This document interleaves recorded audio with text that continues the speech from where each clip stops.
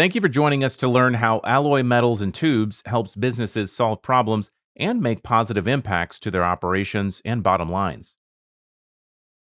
If you are new to the channel, please subscribe and leave a comment to be entered into a chance to win cool prizes.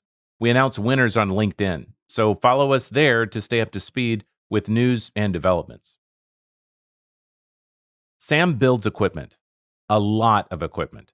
His team will complete over 100 complex units this year with tubing, fittings, valves, and gauges. In the past, Sam's process was costing him time and money and causing production delays. His manpower resources were stretched too thin. With limited man hours to dedicate to his manufacturing process, it was critical that his team optimize their production capacity. Sam's buyers worked hard to source the materials he needed, but they were processing and tracking too many purchase orders and invoices. His team was frustrated when one or two items were misplaced in the warehouse or were delivered late. That cost valuable time and held up production. Sam met with Alloy Metals and Tubes. We worked to understand his problems and proposed a kitting solution that would save him time and eliminate his biggest issues.